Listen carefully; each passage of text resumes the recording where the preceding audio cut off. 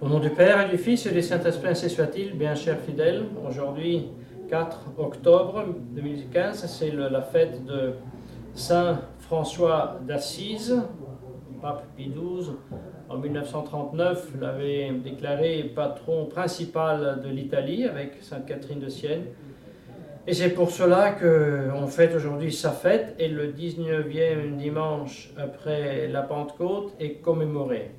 Voilà donc que nous avons l'épître aux Galates, dans lequel Saint Paul déclare de ne vouloir se glorifier que dans la croix de notre Seigneur Jésus-Christ.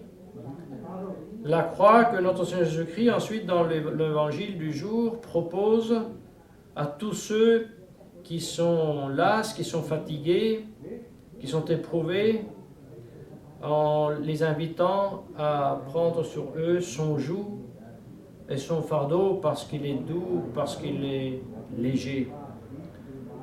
Bien le fardeau doux et léger que par grâce de Dieu, le jeune, riche François avait connu et embrassé avec générosité, après avoir abandonné le monde avec tous ses gloires, tous ses plaisirs qu'il goûtait avec quelques vingtaines d'années,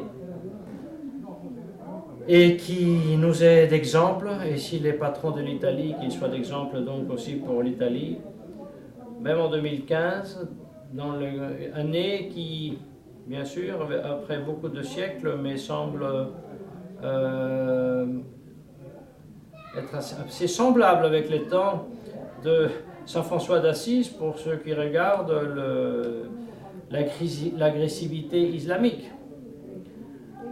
Nous savons bien que Saint François, après avoir donc renoncé au monde, après avoir fondé son ordre, il voulait faire plus. Il désirait ardemment le martyre.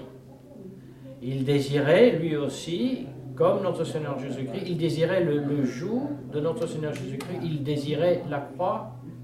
Il avait compris que la croix proposée par notre Seigneur Jésus-Christ, ce n'est pas la croix et la mort et les douleurs et les misères que nous impose la nature, et surtout la nature blessée par le péché originel. Mais il avait compris que la croix, le joug de notre Seigneur Jésus-Christ, c'est autre chose.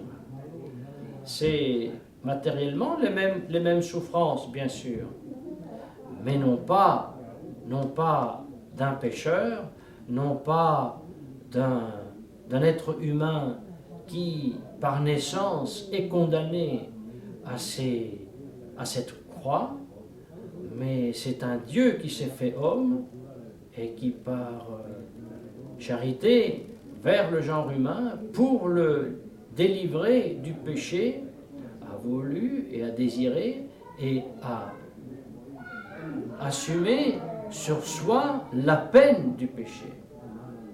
Elle a escompté sur la croix. Alors le point de départ, c'est tout autre. Et c'est ça l'aspect doux et léger du joug et de la croix de notre Seigneur Jésus-Christ, qu'elle est vécue par charité, par un homme, mais qui est Dieu. Et en plus, il nous rend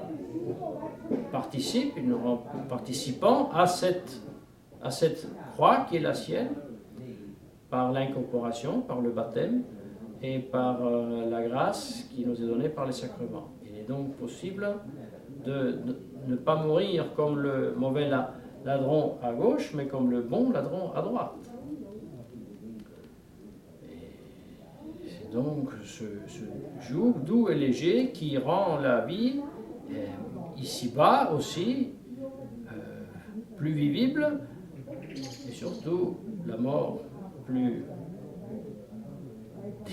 digne d'être morte, la mort, que non la vie païenne. Et c'est cela que désirait Saint François, et c'est pour cela qu'il désirait le martyre, et c'est pour cela qu'il allait en Syrie. La Syrie, bien sûr, à l'époque, c'était pas la nation avec les frontières d'aujourd'hui, c'était le Moyen-Orient. Il désirait le martyr. Il désirait rencontrer l'Isis et être martyrisé pour être chrétien catholique.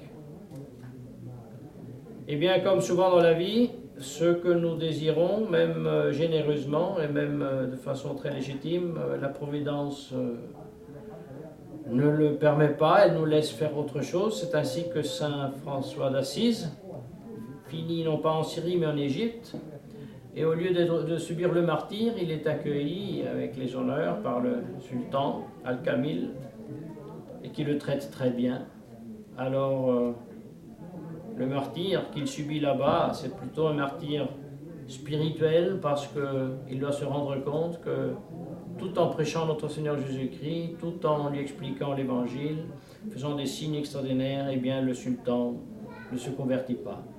Il n'accepte pas notre Seigneur Jésus-Christ, il n'accepte pas la foi. Alors le martyr spirituel consistait dans le fait de devoir prendre la décision de rentrer à la maison.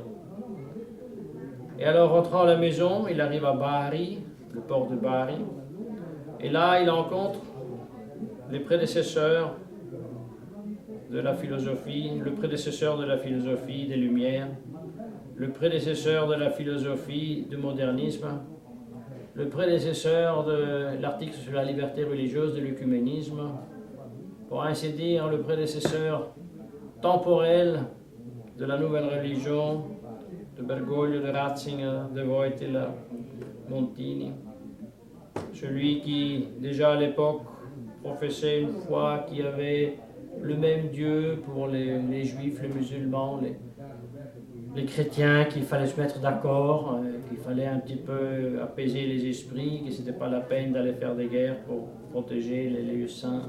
On doit trouver un dénominateur commun avec toute la religion pour en finir. Eh bien, c'était Frédéric II de Hohenstaufen, que donc l'histoire nous raconte. Il y a des pierres, une inscription à Bari dans le château qui nous rappelle ce fait que donc Saint François d'Assise l'aurait rencontré, ce illuminé, ce précurseur de Obama, de Kissinger, des Nations Unies, etc., des mondialistes. Et avec cynisme, Frédéric II l'aurait mis à la preuve en le tentant par le moyen d'une femme, tentation que Saint François, avec le feu, avait vaincu, pour ensuite se retirer et donc prêcher l'Évangile, enseigner et sanctifier ses confrères. Vous voyez, tout cela nous montre comme, quelle que soit la vie qu'on a à mener, qu'il s'agisse de faire la guerre, et il accompagnait, Saint François accompagnait les troupes, l'armée des croisés, même en guerre, que ce soit dans une grotte en priant, en faisant pénitence, en jeûnant, que ce soit de la vie de famille, il y a toujours la primauté de la recherche du royaume des cieux à travers notre Seigneur Jésus-Christ et à travers la croix de notre Seigneur Jésus-Christ. Cette foi dans notre Seigneur était comme anticipée aussi par l'héroïsme de ceux qui, même dans l'Ancien Testament, cherchaient tout d'abord Dieu et sa gloire dans la prière et dans la pénitence. Judith, qui en priant et en faisant pénitence, en jeûnant, pénètre dans le camp adverse et coupe la tête à Holoferne. La reine Esther, qui sauve tout son peuple de la haine et du plan de l'exterminer de la part de Haman, le grand administrateur syrien. Oui, et comme ça aussi les Maccabées, les frères Maccabées, les Maccabéens qui luttent et qui préservent la vraie foi, les lois de Dieu, de la contamination de l'Empire, à l'époque, cette fois-ci vraiment le plus puissant qui ait jamais existé, celui qui succédait à Alexandre le Grand. Et là aussi, c'était tout d'abord prier, rappeler les vérités éternelles, et ensuite, si nécessaire, oui, faire la guerre, comme ils l'ont fait. 3000 contre 50 000, ils les ont tous tués. Ou alors ne pas faire la guerre, comme les autres qui, par respect du sabbat, ne faisaient pas la guerre et se laissaient tuer. Voilà la liberté des enfants de Dieu, que quand ils sont ancrés dans la foi, dans l'espérance de la charité, et qu'ils ont pris sur eux le joug doux et suave de notre Seigneur Jésus-Christ, ont une grande liberté d'action.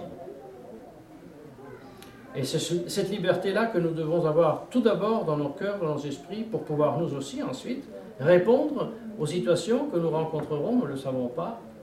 Mais il n'est pas dit que cette situation reste confinée là au Moyen-Orient, cette situation de violence, d'islam agressif, il pourra très bien aussi se manifester ici, il faudra bien répondre. Mais jamais en dehors de la grâce de Dieu et sans la croix et le joug doux et léger, en dehors duquel il n'y a pas de ce salut.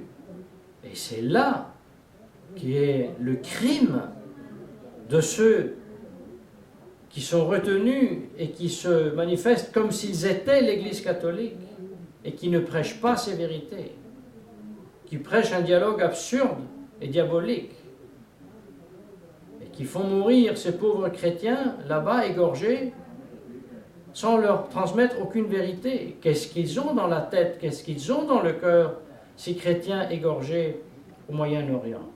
Certes, Dieu les illumine, peut les inspirer, mais il nous a donné l'ordre de le faire nous, aller dans toutes les nations enseigner. Et ces chrétiens qui maintenant sont martyrisés, persécutés, ne sont pas enseignés. Mais non seulement ne sont pas enseignés, ils sont déviés par la soi-disant Rome, qui n'est pas Rome, mais qui est le modernisme imposteur qui usurpe Rome et le Vatican. Alors dans le contexte, il est inadmissible, c'est scandaleux que des soi-disant traditionalistes, qu'un évêque traditionnaliste commence maintenant tout d'un coup à supplier Bergoglio, s'il te plaît, prêche un petit peu la doctrine catholique sur le mariage. Mais qu'est-ce que cela veut dire? C'est naïf? C'est cynique? Qu'est-ce que c'est? Demander à quelqu'un qui, pendant des années, est comme successeur de plusieurs d'autres, qui pendant des décennies, non seulement néglige avec le Concile la doctrine du mariage, mais qui, à coups de hache, détruisent quotidiennement le premier commandement, qui prêche le Dieu de la loge, le grand architecte, n'a jamais supplié de prêcher le vrai Dieu. Maintenant qu'il y a un peu de sensibilisation à cause de l'histoire du gender et des homosexuels, alors on supplie un petit peu de morale chrétienne sur le mariage. Mais à quel jeu jouons-nous là?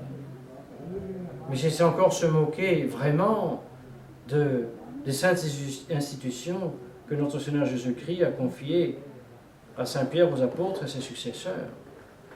Même chose comme aller remercier pour l'indulgence, pour la juridiction pendant l'année sainte. Même chose comme remercier pour la messe de l'indulte 2007, où avec l'ancien rite doit être célébré le nouveau Dieu. Tout ça, c'est hautement toxique pour les traditionalistes. Alors il est temps que aussi les traditionalistes prennent conscience, parce qu'il ne s'agit pas ici de faire de la théorie, comme on connaît de dire, mais il s'agit d'être prêt à affronter, de devoir confesser notre Seigneur Jésus-Christ.